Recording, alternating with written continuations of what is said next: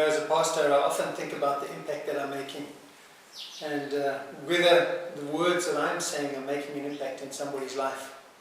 There's so many words going on around us, people speaking into our lives, the media, entertainment. I often wonder, does anything I say make a difference, and should I be saying anything at all? I read this morning in Ecclesiastes 11 verse 4, farmers who wait for perfect weather never plant. If they watch every cloud, they never harvest. I can't wait for perfect weather, and I believe that I'm harvesting into good soil.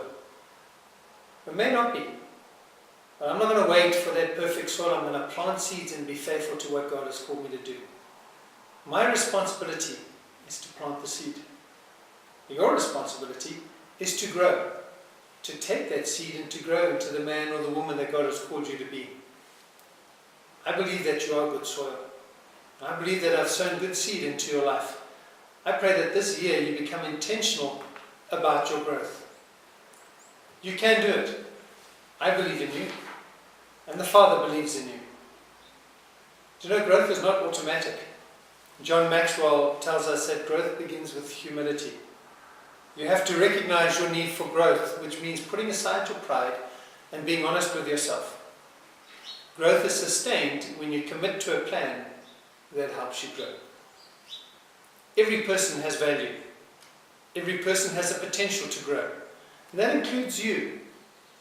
We should never compare ourselves to anyone else. We should only compare the person we are now with the person that we could become if we grew. Then we should strive to become that person of potential. I'd like to ask you, do you have an intentional plan for your growth this year? I'd like to close with a scripture that I've set aside for this year, and I'm reminded of it every year because it's such an important scripture in my life. It's Romans 12 verses 1 and 2, and I'm going to read it to you from the Message. It says, so here's what I want you to do. God helping you. Take your everyday ordinary life, your sleeping, eating, going to work and walking around life, and place it before God as an offering.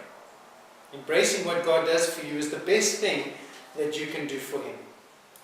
Don't become so well adjusted to your culture that you fit into it without even realizing it. Instead, fix your attention on God. You'll be changed from the inside out. Readily recognize what He wants from you and quickly respond to it.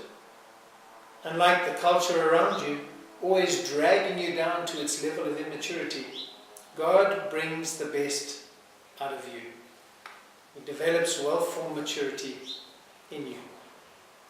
I'm encouraging you this year to be intentional about your growth.